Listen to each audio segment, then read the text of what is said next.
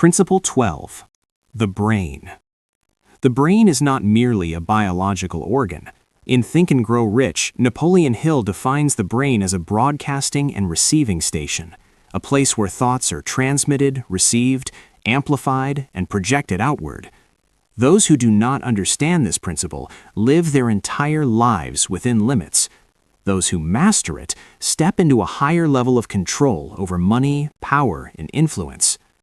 Most people believe thoughts exist only inside their own heads. They assume thinking is private, invisible, and disconnected from the external world. This is one of the greatest misunderstandings. Hill states that every thought carries a frequency, and the brain is the instrument that tunes that frequency. When a thought is repeated long enough, with enough intensity and consistency, it does not only shape your actions, it begins to influence your environment, other people, and the opportunities that move toward you. People are not poor because they lack money. They are poor because their brains broadcast chaotic signals. Their thinking is scattered, their emotions unstable, their beliefs contradictory. One day they want wealth, the next day they fear risk. One moment they desire success, the next they diminish their own worth. Their brains never send out a clear signal strong enough for the world to respond. The wealthy operate differently. Their brains function with order. They choose a single frequency and maintain it over time, allowing every action, emotion, and decision to serve that signal. They do not think about many things at once. They think about the right thing for a long time. Hill emphasizes that the brain is activated most powerfully when emotion is involved. A cold, casual thought has little force, but a thought charged with strong emotion, desire, faith, determination, becomes alive. At that point, the brain is no longer just thinking, it is broadcasting. This is why faith plays a central role in the entire Think and Grow Rich philosophy. Faith is not merely a mental attitude, it is an amplifier. The same idea, when fueled by absolute belief, carries far more power than an idea entertained without conviction. The brain is also the meeting point between the conscious and the subconscious mind. The conscious mind gives commands, the subconscious executes. But when the conscious mind sends mixed signals, the subconscious takes no action. It responds only to what is repeated, emotionally felt, and accepted as truth. Mastery of the brain means controlling the flow of thoughts that enter the subconscious every single day. Hill explains that environment directly influences the brain's frequency. Negative conversations, distracting information, and doubtful people weaken the signal. In contrast, environments filled with disciplined thinkers, clear goals, and strong purpose help the brain synchronize at a higher frequency. This is why the mastermind principle is not only social strategy, but mental and energetic alignment. A powerful brain is not the most intelligent one, it is the most stable one. That stability comes from emotional control. Every time you react through fear, anger, or doubt, you distort the signal. Every time you remain calm and clear, the signal sharpens. Highly successful individuals share a common trait. They think slowly but deeply. They are not pulled by immediate stimulation. They invest time nurturing a single idea until it becomes part of their identity. Once an idea is embedded deeply within the brain, action becomes natural. There is no forcing, no need for motivation. Hill describes the brain as a filter. It does not receive everything. It only recognizes what matches its current frequency.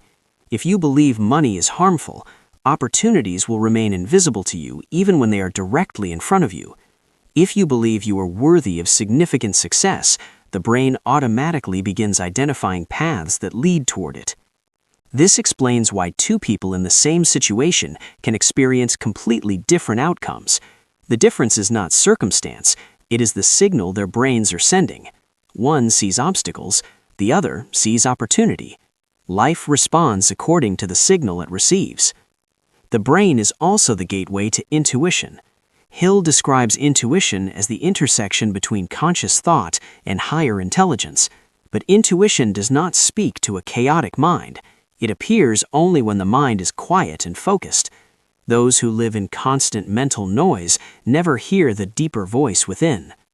Training the brain is not about reading more or knowing more.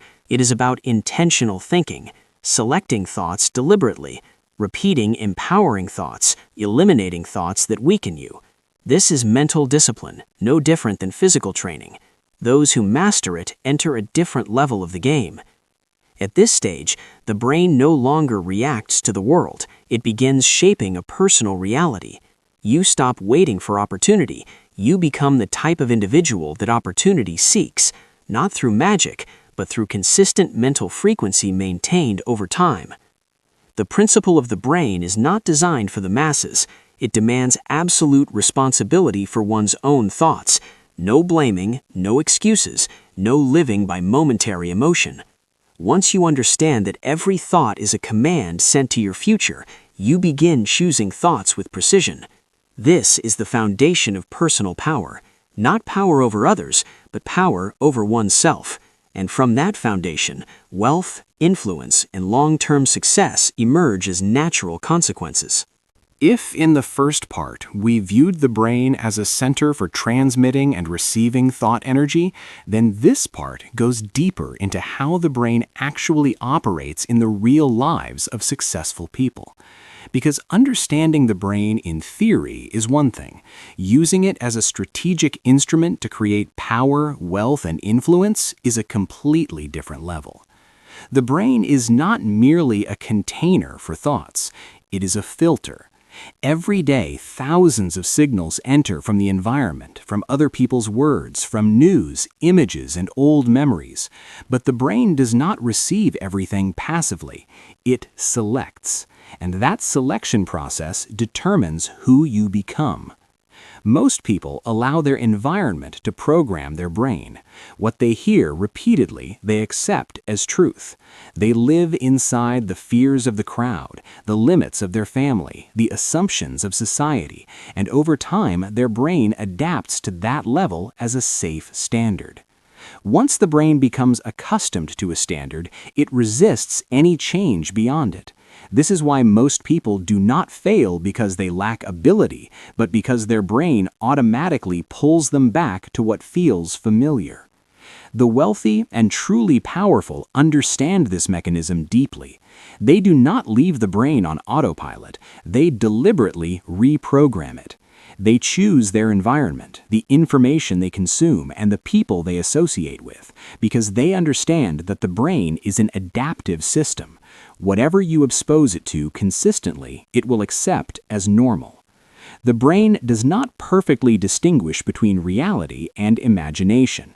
When an idea is repeated with enough emotional intensity, the brain responds as if it were real. This is the scientific foundation behind belief, confidence, and fear.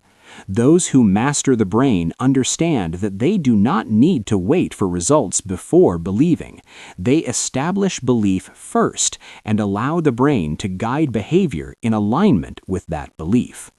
A properly trained brain begins to search for evidence that confirms the beliefs installed within it. If you believe you are capable of creating significant value, your brain will automatically notice opportunities, relationships, and information that align with that belief. If you believe the world is dangerous and unfair, your brain will see only threats and reasons to hesitate. The most dangerous condition is not a weak brain, but a brain that has been programmed incorrectly without its owner realizing it. Such a person believes they are thinking independently, when in reality they are replaying borrowed beliefs. They call it reality, when it is simply the output of an outdated mental program. The principle of the brain forces you to confront an uncomfortable truth. The quality of your life reflects the quality of the thoughts your brain broadcasts every day. You cannot transmit chaotic signals and expect orderly results. You cannot maintain undisciplined thinking and hope for a disciplined life. The wealthy place immense value on mental quiet, not because they are fragile, but because they understand that the brain requires space to process, connect, and transmit clearly. A brain overstimulated by social media, news, arguments, and comparison loses the ability for deep focus, and the loss of deep focus is the loss of long-term advantage. At higher levels, the brain becomes a strategic weapon. Those who master it do not react instantly to everything that happens. They first observe their internal response, then choose their action. That pause is power. While others are dragged by emotion, they remain composed. While others act out of fear or excitement, they act from long-term intent. The brain is also the bridge between the conscious and the subconscious. The thoughts you repeat, the images you nurture, and the internal dialogue you maintain gradually sink into the subconscious. Once there, they guide your behavior silently. This is why Napoleon Hill emphasized that the brain does not merely receive thoughts, it amplifies them. Those who understand this principle do not speak to themselves carelessly. They are disciplined with internal language. They do not allow weakening statements or self-diminishing narratives to repeat. Not because they are blindly positive, but because they understand that every thought is a command issued to the brain. When the brain is trained to operate in order, it begins to synchronize naturally with other principles. Decision-making becomes faster because self-doubt fades. Persistence becomes effortless because long-term objectives are accepted as normal. Energy transmutation becomes effective because the brain knows how to channel force in a single direction. At this stage, the individual does not need to appear intelligent. Clarity itself creates authority. They speak less, but every word carries weight. They do not need to debate constantly because they are no longer seeking validation through argument. A powerful brain is not one that operates at full capacity at all times, but one that knows when to engage and when to rest. The ability to pause thought, clear the mind, and return to deep focus is the mark of a well-trained brain. This part of Principle 12 emphasizes one central truth. The brain is neither an enemy to overcome nor a random gift. It is a tool, and like all powerful tools, it serves only those who use it with awareness, discipline, and intention. In the next part, we will go deeper still. How the brain connects with the collective field of thought, how minds operating at the same frequency find one another, and why major success is almost never achieved in isolation, but in aligned groups of individuals moving at the same level. Once you understand that the brain is not just a place where thoughts happen, but the central broadcasting station of your entire life, everything changes. You stop treating thoughts as harmless and emotions as random. You begin to realize that any thought repeated long enough becomes a stable signal, and that signal quietly shapes your decisions, your behavior, and eventually the outcomes you call destiny. Most people live their entire lives broadcasting chaos. They allow their brains to absorb conflicting signals, negative news, invisible fears, constant comparisons, and short-term desires. Their minds are never trained to filter. They simply react, and a reactive brain can never lead a powerful life. Those who understand this principle do the opposite. They start treating the brain as a strategic asset, not something to waste casually, but something to protect, train, and direct with intention. They become selective about what they allow into their minds because they understand that what enters today determines how they act tomorrow. One of the most important shifts at this stage is a change in how information is consumed. The untrained mind consumes information like a starving man, swallowing everything, believing everything. The awakened mind understands that not all information has value. Much of it only creates noise, weakens focus, and silently exhausts the brain. The more overloaded the brain becomes, the worse decision-making gets. This is why many intelligent people still make terrible choices, not because they lack intelligence, but because their minds are constantly tense, scattered, and disorganized. The wealthy understand that clarity of thought is more valuable than volume of knowledge. When the brain is trained properly, something unusual happens. You don't have to try harder, yet results improve.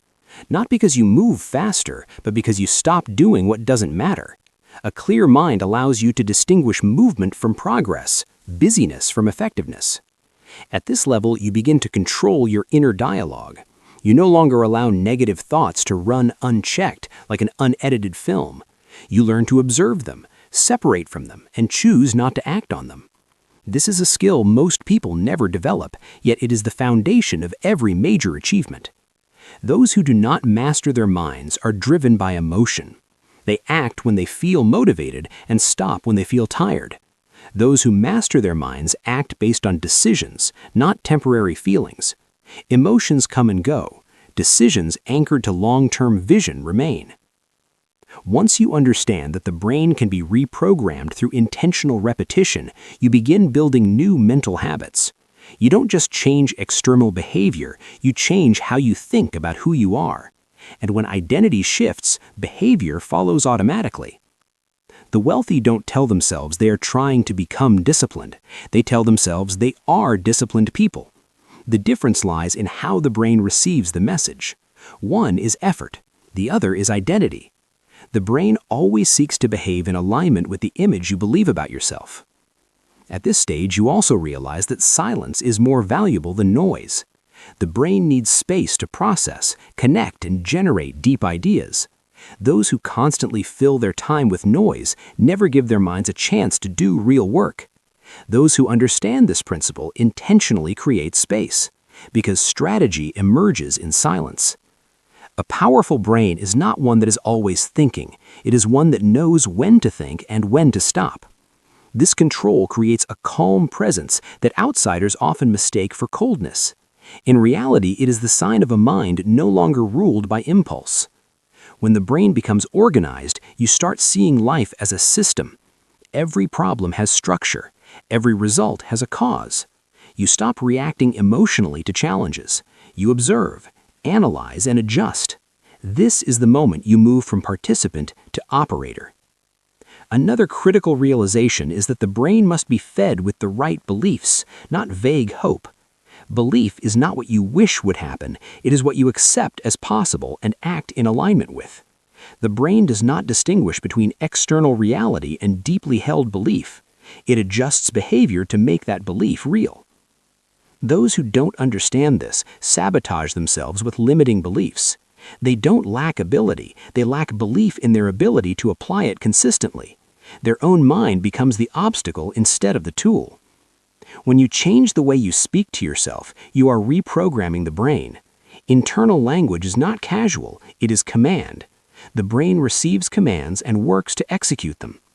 The wealthy are extremely careful with how they define themselves because they know the brain will work tirelessly to prove those definitions true.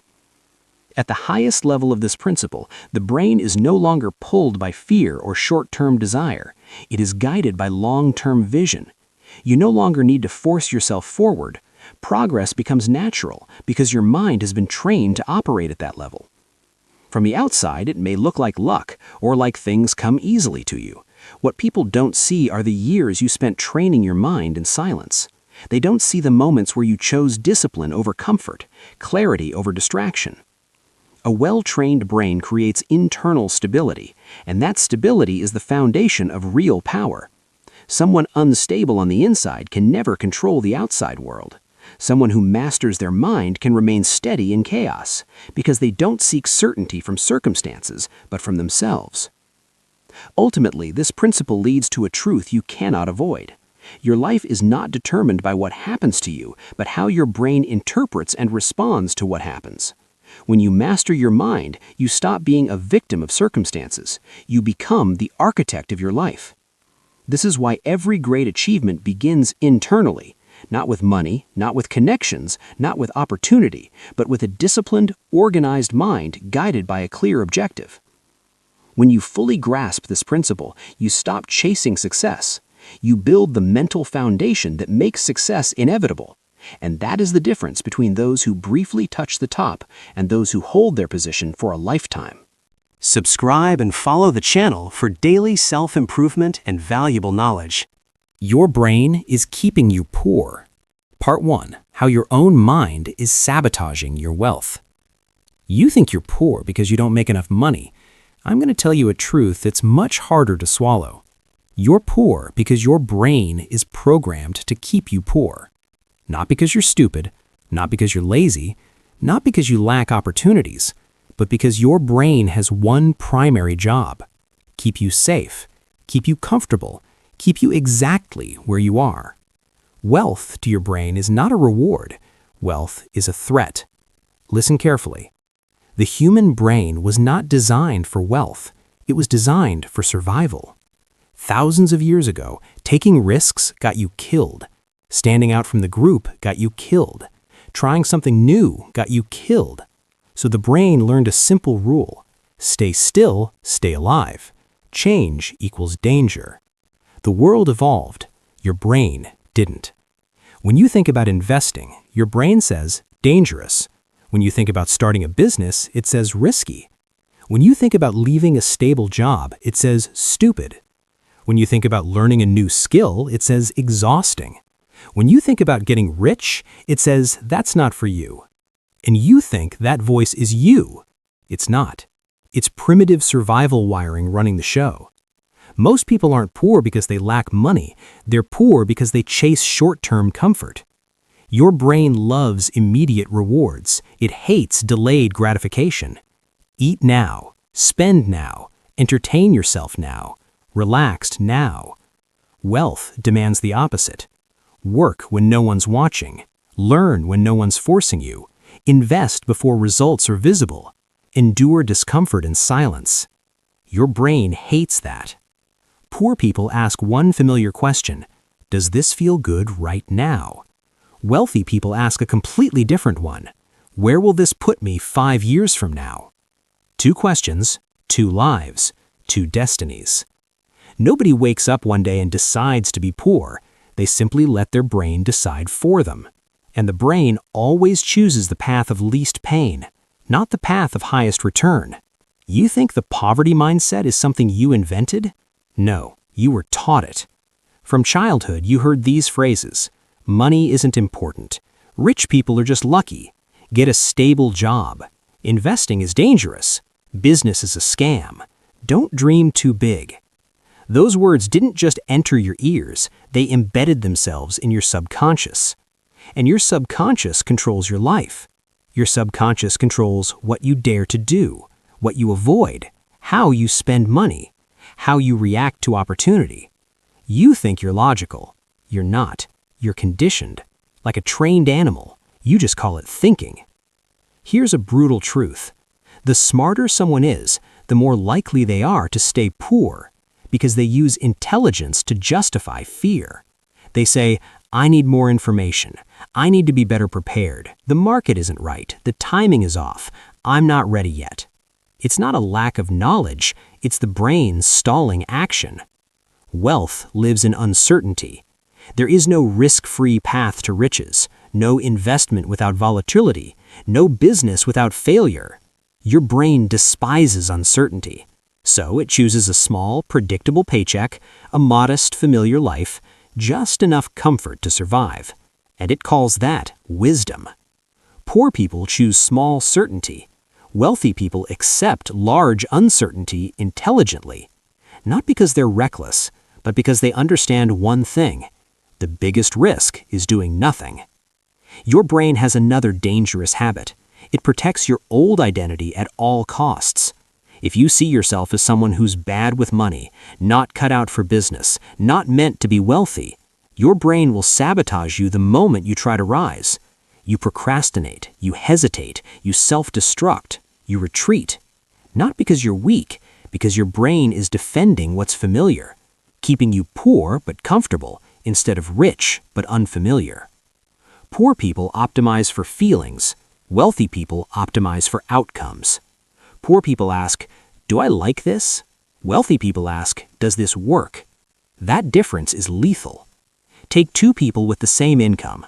One spends money to feel deserving. The other invests money to buy future freedom. 10 years later, you don't need to ask who won. Not because they earned differently, but because they made different decisions daily. And where do those decisions come from? The brain. A brain programmed incorrectly around money.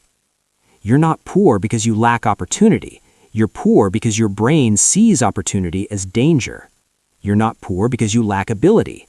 You're poor because your brain clings to familiarity. If you remember one thing from this video, remember this. You don't need more motivation. You need to reprogram your brain. In the next part, I'll break down the exact psychological mechanisms destroying your financial growth, why most people never break past average income, and how wealthy individuals control their minds instead of being controlled by them. Your brain is keeping you poor. Part 2. The psychological mechanisms keeping you average. If this part makes you uncomfortable, I'll be direct. That's a good sign. The truth about money always hurts before it sets you free. In Part 1, you learned the core reality. Your brain does not care about wealth. It cares about safety. In this part, I'm going to expose the exact mechanisms your brain uses to keep you stuck at an average income level. No philosophy, no fluff, just raw truth. The first mechanism controls nearly 90% of human financial behavior. It's called pain avoidance. Your brain does not distinguish between physical pain and psychological pain. Losing money hurts. Rejection hurts. Failure hurts. Being laughed at hurts. So your brain does everything it can to avoid pain right now, even if the price is staying poor for life. When you think about learning a new skill, your brain says, exhausting. When you think about starting a business, it says, complicated. When you think about investing, it says, dangerous. When you think about changing your life, it says, later.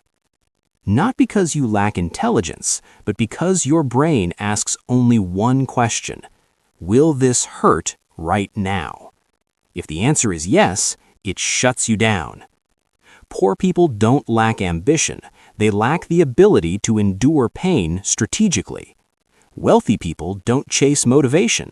They accept pain as part of the game. The second mechanism is even more dangerous. It's called loss aversion. Your brain fears losing twice as much as it enjoys winning. Losing $1 hurts more than the pleasure of gaining $1. So when you face an opportunity, your brain doesn't calculate upside. It calculates worst-case scenarios. What if I lose money? What if I'm wrong? What if I fail? What if people laugh? And then you do nothing. Poor people focus on not losing. Wealthy people focus on not missing out. One protects what little they have. The other builds what they don't yet have. The third mechanism is destroying this generation faster than anything else. Immediate gratification. Your brain is wired to choose the closest reward, not the best reward. Scrolling gives instant dopamine. Buying something new feels good immediately. A short vacation creates the illusion of I deserve this. While investing feels like nothing. Learning feels slow. Building feels lonely. Wealth does not reward you quickly. It pays late. You don't need more money to start getting rich. You need the ability to reject small rewards for larger ones later. That's why most people never become wealthy. Not because they're poor, but because they can't tolerate delayed rewards. The fourth mechanism is social proof. Your brain hates standing out. If everyone around you lives paycheck to paycheck, your brain labels it normal. If everyone hates rich people, your brain learns to hate them too. If nobody invests, your brain decides investing is dangerous. Your brain doesn't ask, does this work? It asks, is anyone like me doing this? If you want to get rich, you must accept something most people can't handle: mental isolation. You will think differently, spend differently, invest differently, and you will be misunderstood. Your brain will constantly try to drag you back to the crowd. The fifth mechanism, and the one that keeps people poor the longest, is this: identity protection. If you see yourself as someone who's bad with money, not cut out for business, just average, Your brain will defend that identity at all costs, even when you're close to success.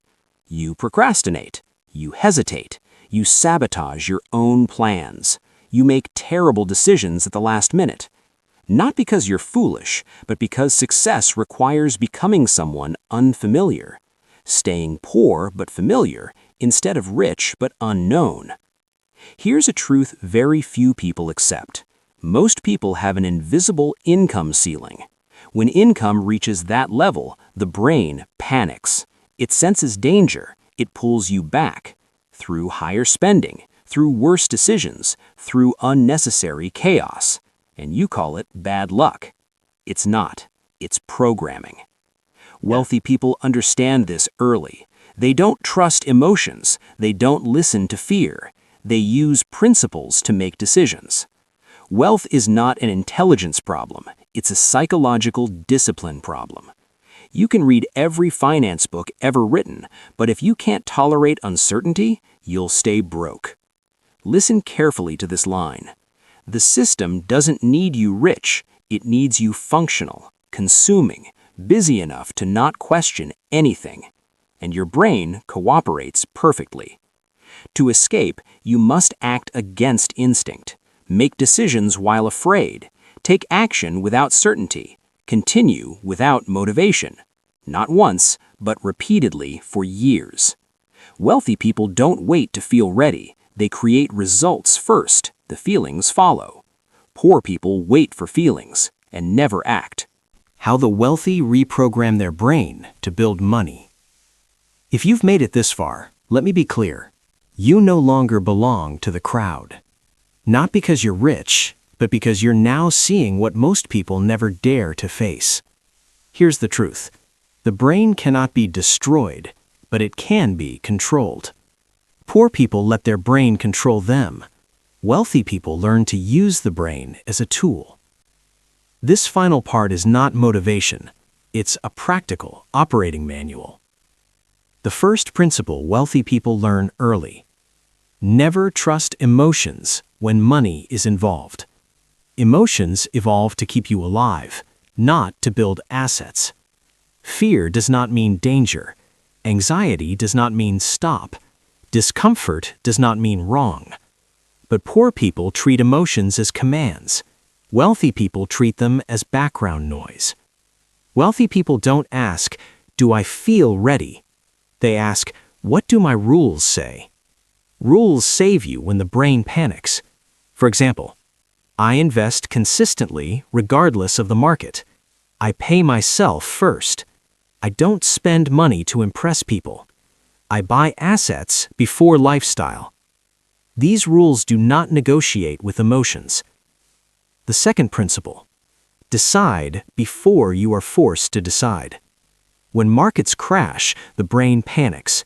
When money grows fast, the brain panics too. If you haven't pre-decided, you will always decide poorly. Wealthy people write scripts for themselves. If I lose money, I do this. If I make money, I do this. If I fail, I do this. If I succeed, I do this. Because they understand one thing: a panicking brain is the enemy of wealth. The third principle: design environments so discipline is unnecessary. Discipline does not come from willpower. It comes from structure. If you need willpower not to spend, you will lose. If you need motivation to invest, you will quit. Wealthy people don't trust willpower. They trust systems. They automate what matters. Investments are automatic. Savings are automatic. Spending is constrained. The brain is not allowed to interfere.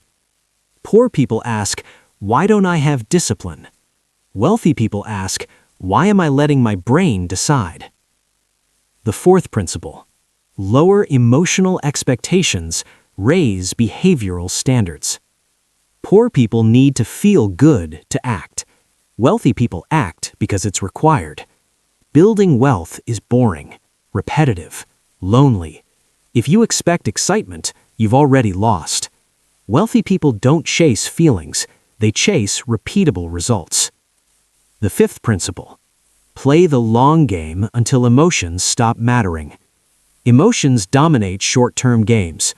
When you think in decades, today's decisions lose their emotional weight. Poor people live month to month. Wealthy people think in decades. If you know you'll be doing this for 10 years, you don't need to win today. You just need to not quit.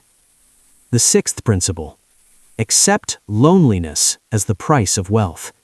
You will move faster than friends, think differently than family, outgrow relationships. Your brain will constantly try to pull you back. But wealthy people understand this loneliness is not a loss, it's an entry fee. The seventh principle: build the identity before the results arrive. You don't wait to have money to think like the wealthy. You think like the wealthy and money follows. I am an investor. I am a builder of assets.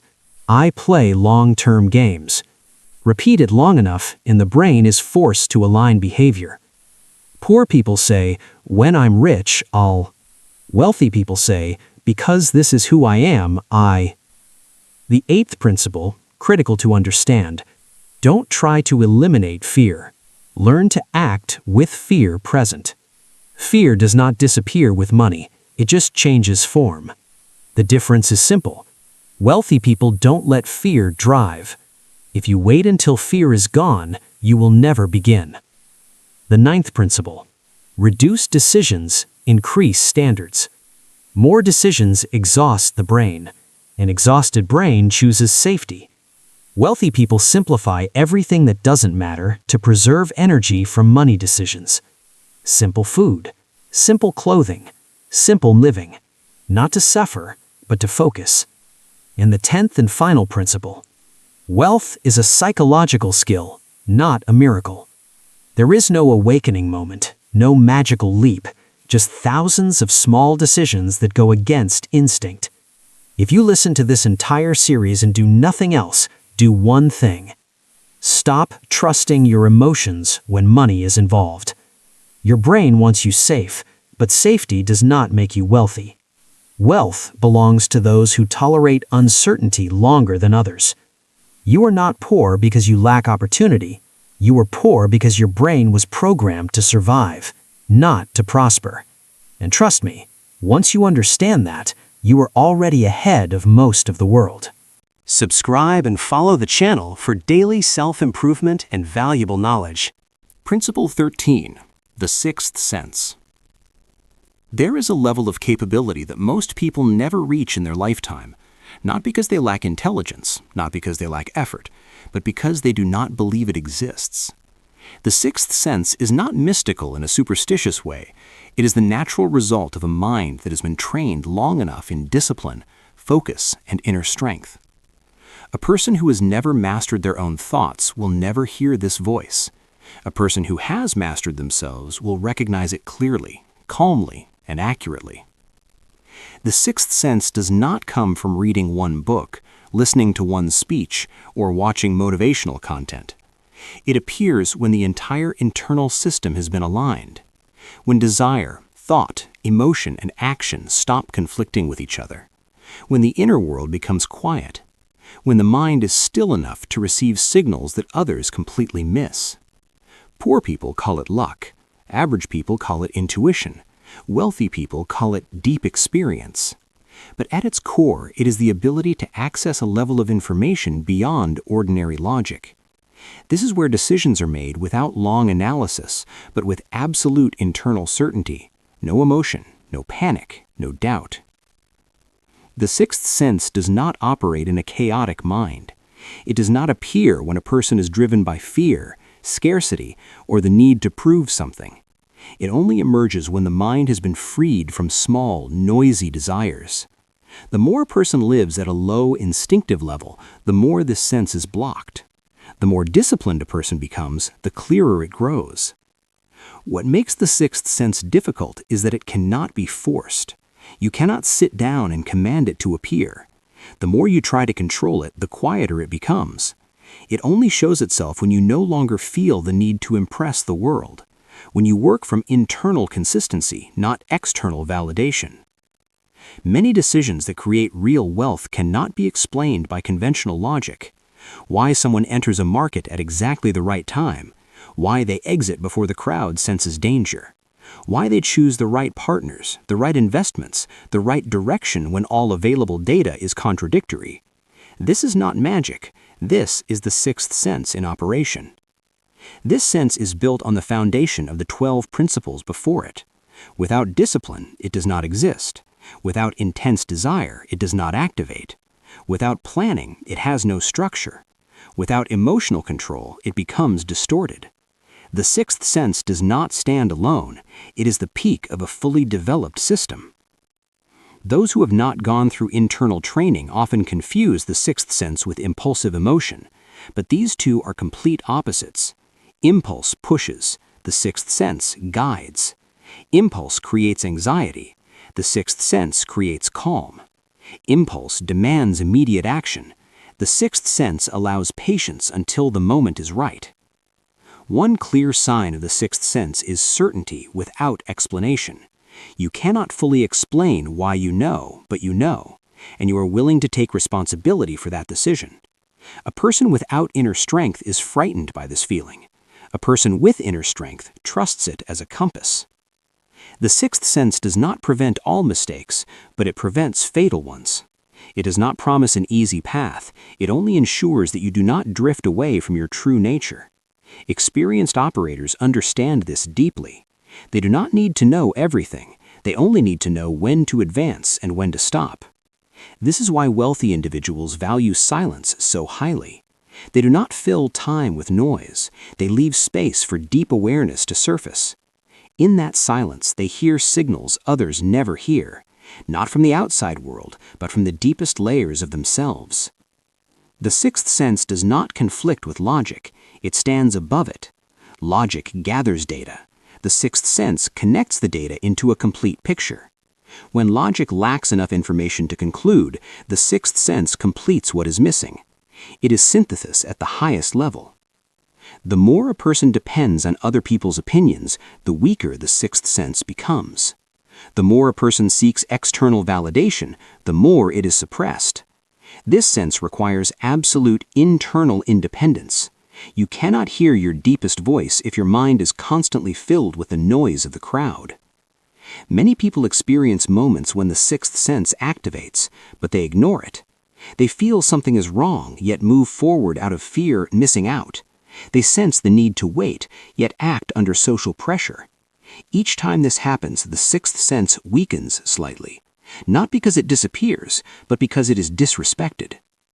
Wealthy individuals learn to listen to subtle signals, a feeling that something is off, a slight misalignment, a quiet recognition that is difficult to name. They do not react immediately, but they acknowledge it and they adjust. This skill is built over time. It cannot be rushed. The sixth sense also protects a person from their own ego. When ego wants to show off, this sense pulls you back. When greed pushes beyond safe limits, it warns you. When confidence turns into arrogance, it creates discomfort at the right moment. Those who listen are saved. Those who ignore it pay the price. At the highest level, the sixth sense becomes part of identity. You no longer name it, you simply act in internal agreement. Everything becomes smoother. Decisions feel lighter. You no longer struggle against yourself. This is a state very few reach, but once reached, they never return to their old way of living. Those who are not ready will mock this principle. They will call it vague or unrealistic. But the history of every economic empire has been built by individuals who trusted what they could not fully explain with words. The sixth sense is not for the masses. It is for those who have gone far enough to understand that the world does not operate only on what can be seen.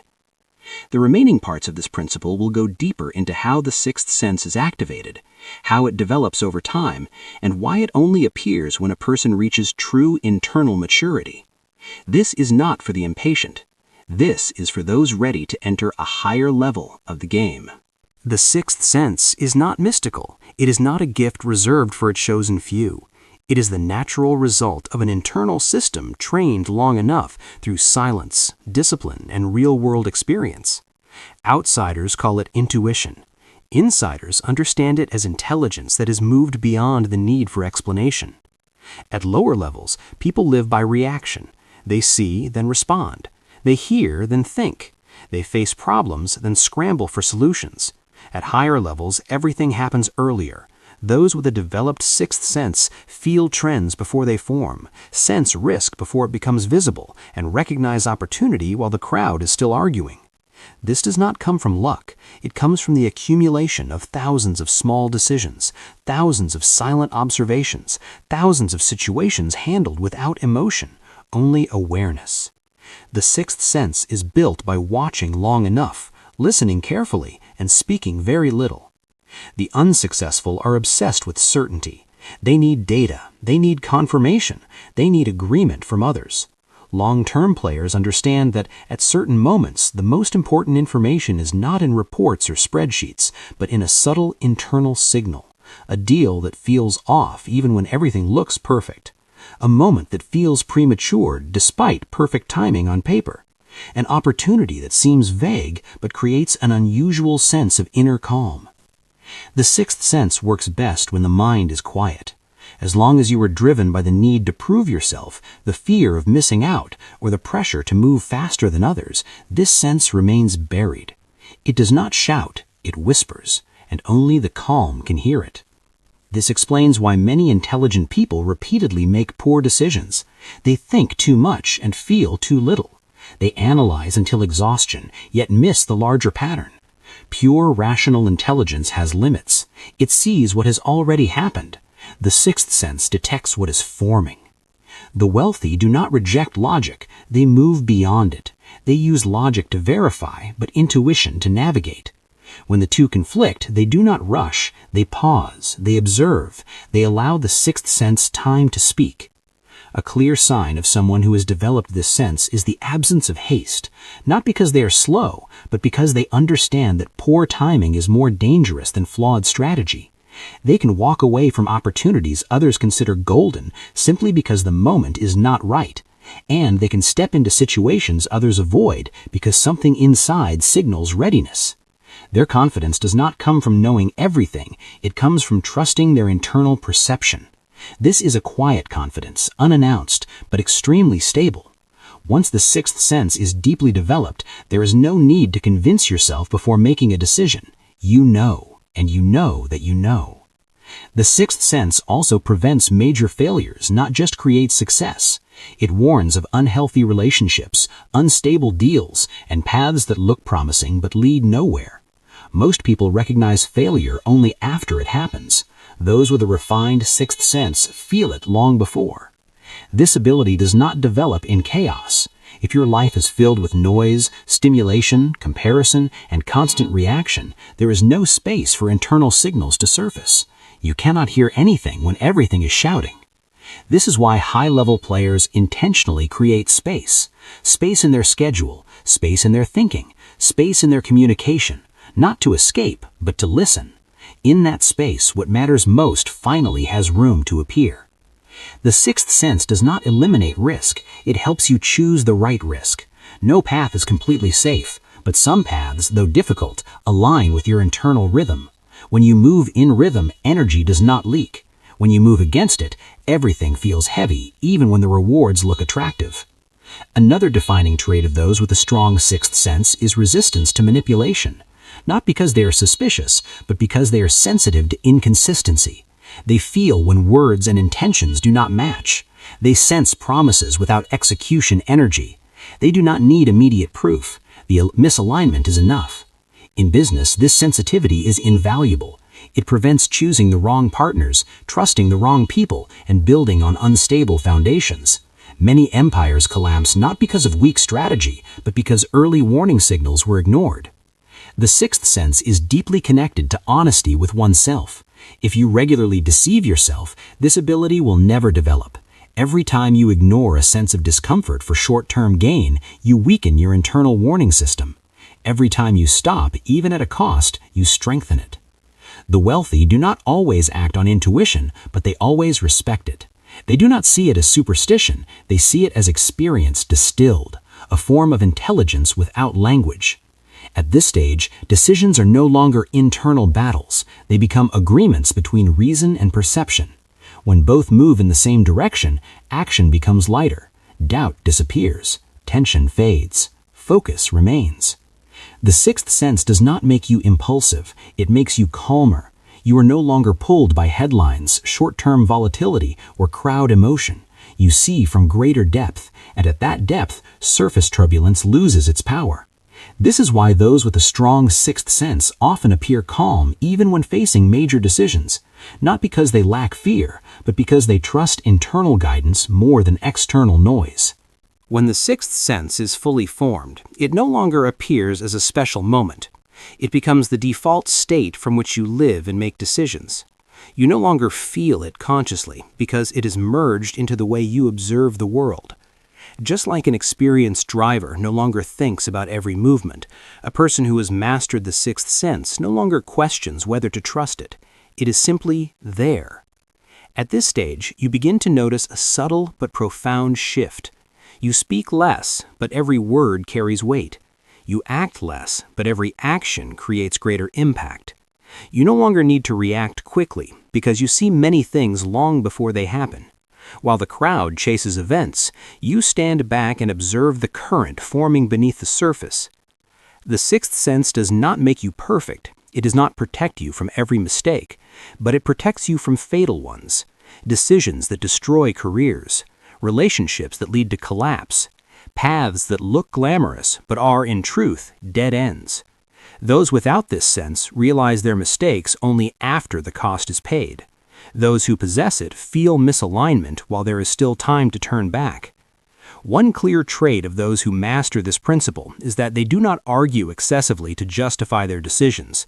They do not seek validation from the crowd, not because of arrogance, but because they understand that some things cannot be explained through ordinary logic.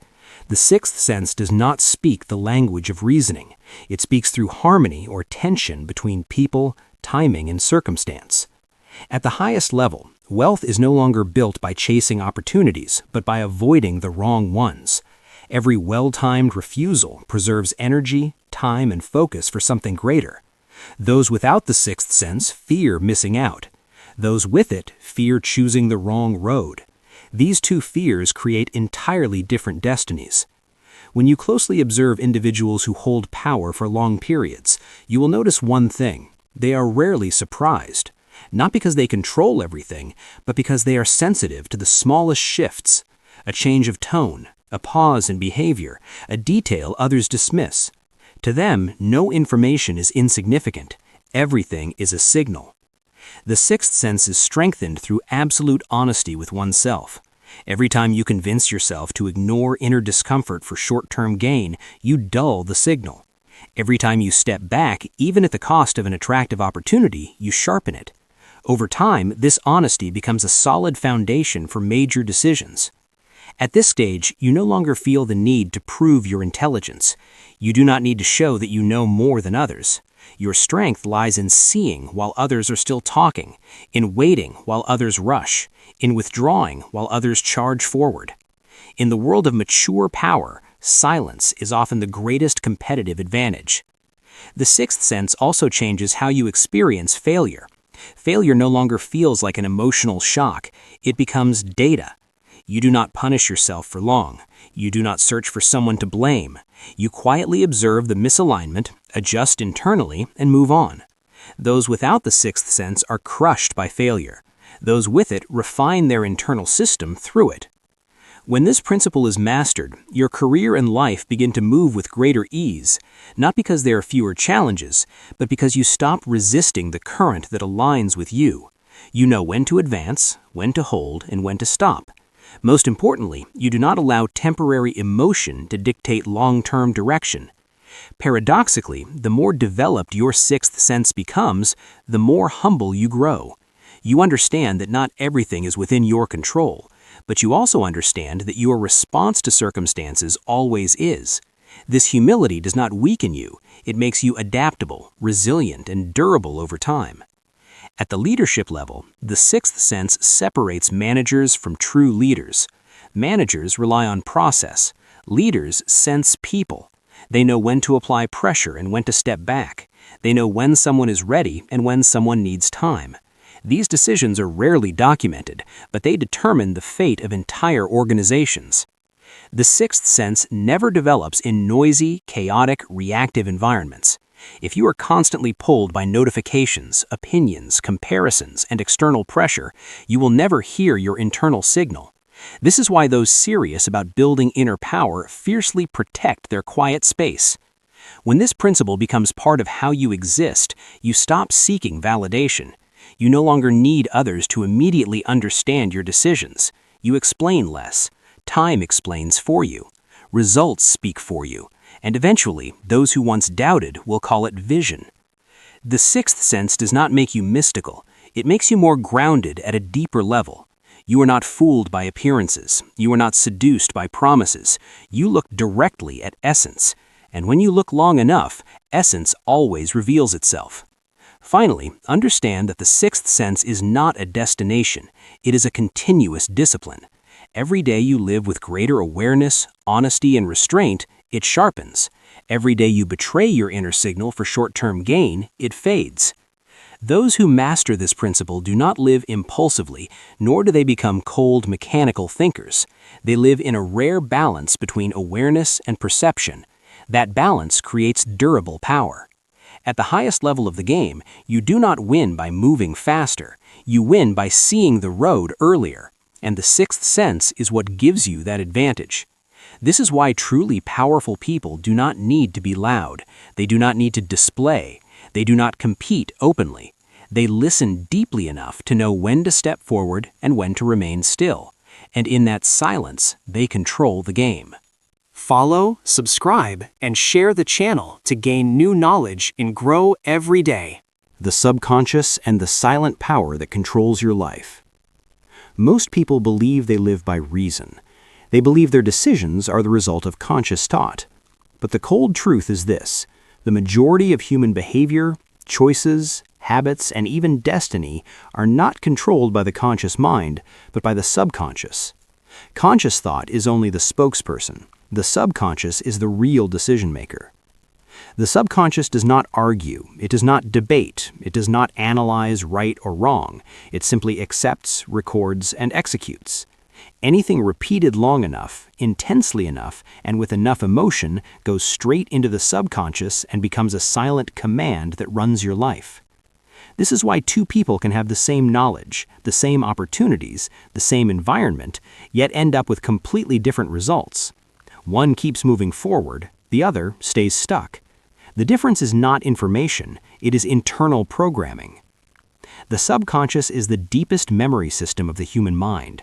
It stores beliefs, self-image, fears, invisible limits, and the standards you unconsciously accept as normal. You will never consistently act beyond what your subconscious believes you deserve. When your subconscious believes you are only worthy of a certain income, lifestyle, or role, you will unconsciously sabotage anything that tries to pull you above it.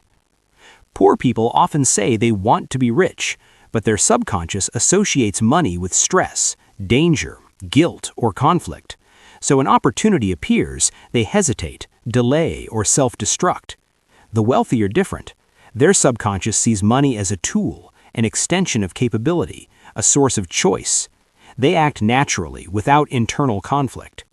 The subconscious does not respond to words. It responds to emotion, imagery, and repetition. You can say, "I want success 1,000 times," but if underneath those words lives fear, doubt, or a sense of unworthiness, the subconscious will follow the feeling, not the sentence. This is where most people fail. They try to change their lives through surface-level effort, while leaving the internal operating system untouched. They change jobs, strategies, environments, but never change the core programming. As a result, they repeat the same life pattern in different settings.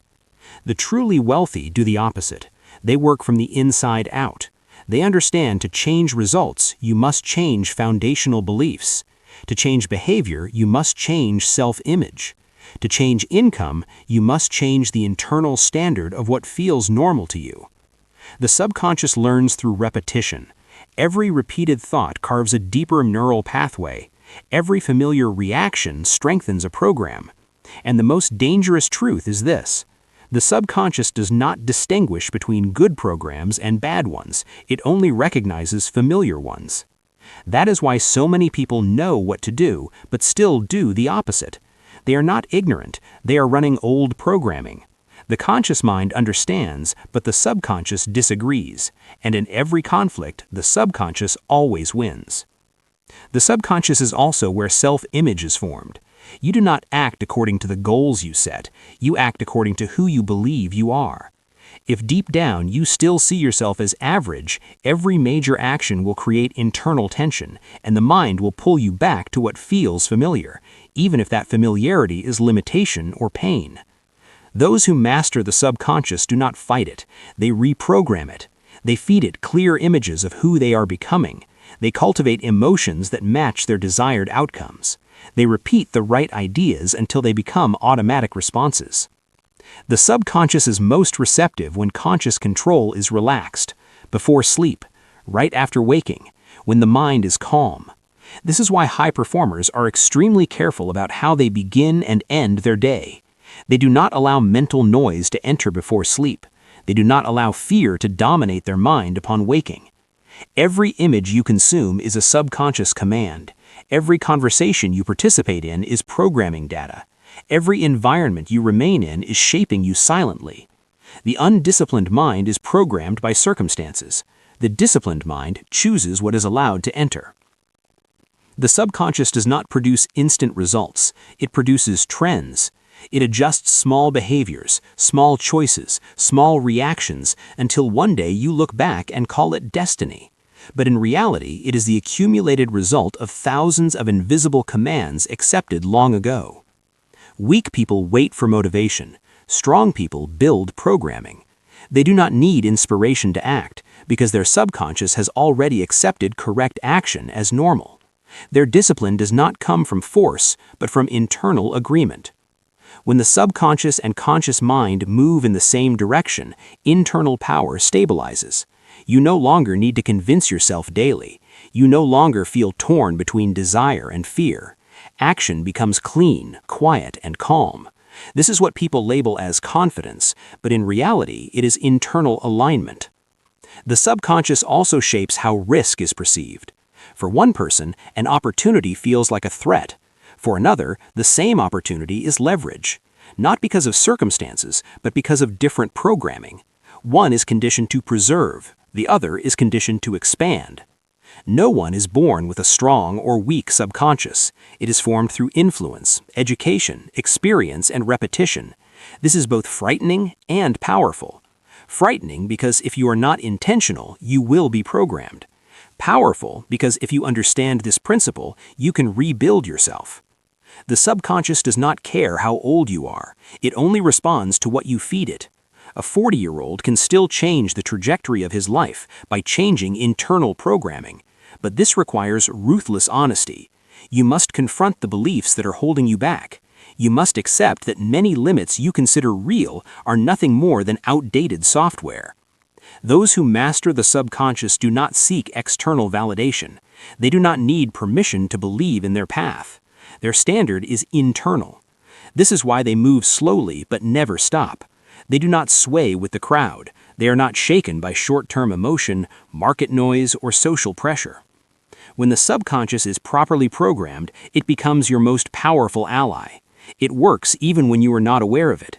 It guides you toward the right people, the right decisions, the right opportunities, not through magic, but by shaping how you see, how you react, and how you choose.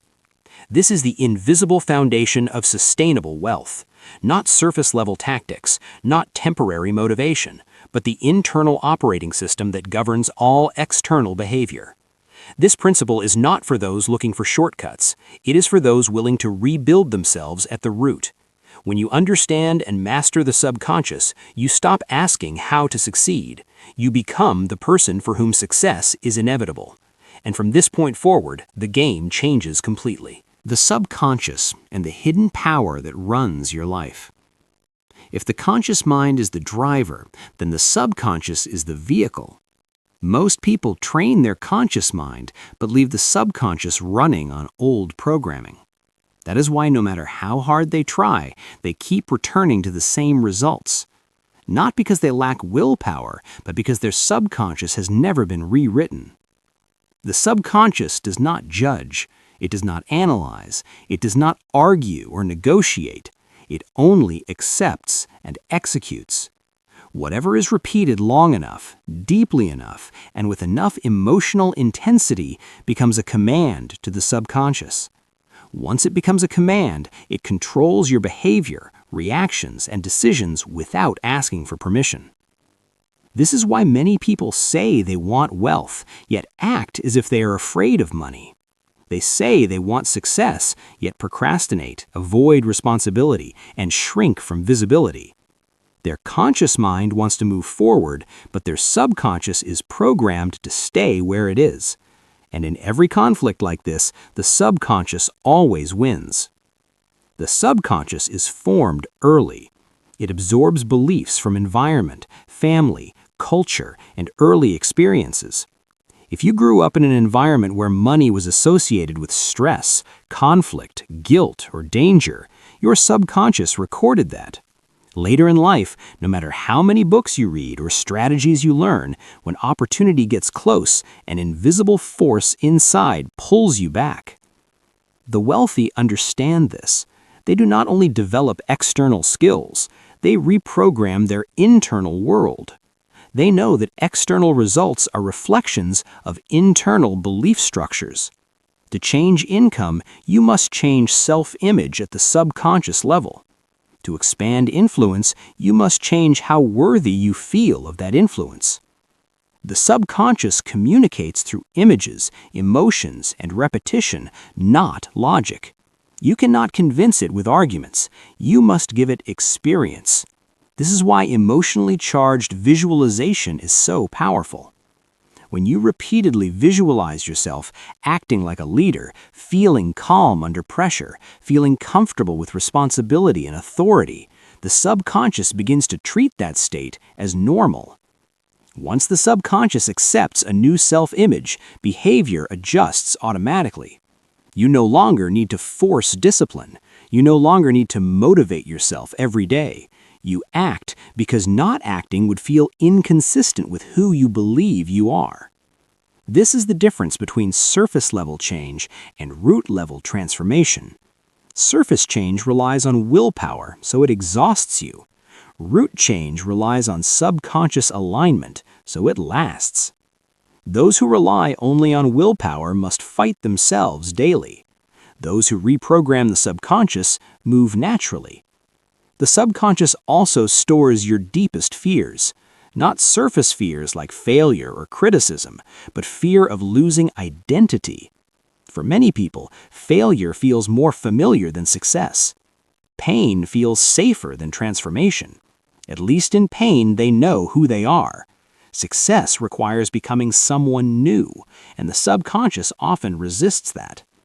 Those who master the subconscious do not try to eliminate fear. They understand fear as a signal, not an enemy. They observe it, trace its origin, and slowly replace old images with new experiences. Each time they act despite fear while maintaining control and safety, the subconscious updates its data. Over time, what once triggered fear becomes neutral, then familiar. Eventually, it becomes part of a new identity. The subconscious also determines how much you allow yourself to receive. Not everyone is ready to receive money, power, or attention. For many, receiving more means pressure, risk, judgment. If the subconscious does not associate wealth with safety, opportunity will be sabotaged from within. The wealthy do not only believe they can make money, they believe they can hold it, manage it, and live calmly with it. That belief lives in the subconscious, built through experience, environment, and the way they speak to themselves every day. Internal dialogue is one of the most powerful programming tools. What you repeat internally, especially during emotional states, goes straight into the subconscious. Those who do not control their inner language sabotage themselves unconsciously. Those who do are building a stable internal structure daily. The subconscious does not require grand statements. It requires consistency. A simple phrase, repeated daily with the right emotional tone, is more powerful than hundreds of shallow affirmations. This is not self-deception. This is system training. When the subconscious has been reprogrammed, a clear shift appears. You stop reacting emotionally to circumstances. You stop being dragged by impulses. A pause appears between stimulus and response, and in that pause, power emerges. Those who master the subconscious do not rush. They do not seek validation. They act from internal certainty, not from the need to prove. They understand that the external world only reflects decisions made internally long before results appear. At this level, success is no longer a goal. It becomes a consequence of a well-structured belief system, a consequence of a subconscious trained toward order, value, and long-term vision. This principle is not for the impatient. The subconscious does not change overnight, but once it changes, everything changes, quietly, without display, but completely. Those who understand and master the subconscious do not try to control the world. They control the internal world, and once the internal world is stable, the external world has no choice but to reorganize itself accordingly. When a person truly understands that the subconscious mind controls most of their life, the next question is no longer, what do I want, but what am I programming myself with every single day? The subconscious does not argue, it does not debate, it does not judge, it only records and executes. Whatever is repeated long enough, with enough emotion, becomes a silent command. And once that command is embedded, behavior is simply the outcome. Most people live inside an invisible loop. They believe they're making conscious decisions, but in reality, they are reacting to patterns that were installed long ago. The way they see money, power, failure, and themselves is rarely a true choice. It is absorbed from their environment, their upbringing, society, and unresolved past failures. The subconscious does not distinguish between right and wrong. It only recognizes what is familiar and what is not. What feels familiar is labeled safe. What feels unfamiliar is labeled dangerous. This is why so many people say they want wealth and change, yet subconsciously sabotage themselves when opportunity appears.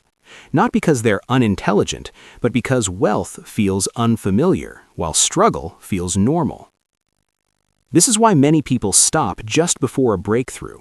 As they approach a stronger version of themselves, the old subconscious system activates discomfort.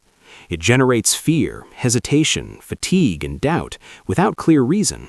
Not because the path is wrong, but because the old operating system is trying to protect its comfort zone. Those who master the subconscious understand that emotions are not truth. Emotions are signals that an internal pattern is being challenged. When discomfort appears, it is often proof that growth is happening. Weak individuals obey emotions. Strong individuals observe emotions and continue executing the chosen plan. The true power of the subconscious is not fantasy or wishful thinking. It lies in restructuring how you respond to reality. When internal reactions change, the external world is forced to respond, not through magic, but through consistent behavior.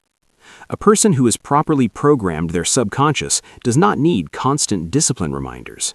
Discipline becomes natural. They do not need motivation to act. They feel uncomfortable when they do not act. This steady rhythm separates them from the masses, not through intensity, but through consistency. The subconscious also stores your self-image, not who you claim to be, but who you truly believe you are. If deep inside you believe you deserve an average life, you will unconsciously make decisions that keep you there. If you believe you are someone who controls the game, you will act accordingly, even before results appear. The most dangerous beliefs are not negative thoughts, but limiting beliefs disguised as logic. Statements like, "I'm not built for this," "my situation is different," or "I started too far behind," sound reasonable, but they are code that lock potential in place. The subconscious believes the stories you repeat, not whether they are true. The wealthy do not deny reality, but they refuse to let current reality define their future. They use the subconscious to hold a clear internal image of where they are going, even when nothing outside has changed yet. That image quietly directs their daily actions. One clear trait of those who master the subconscious is emotional restraint. They are not pulled into drama. Praise and criticism do not move them easily. They understand that short-term emotion is never worth sacrificing long-term trajectory. Their calm is not indifference, it is energy selection. The subconscious also stores your self-image, not who you claim to be, but who you truly believe you are. If deep inside you believe you deserve an average life, you will unconsciously make decisions that keep you there. If you believe you are someone who controls the game, you will act accordingly, even before results appear. The most dangerous beliefs are not negative thoughts, but limiting beliefs disguised as logic.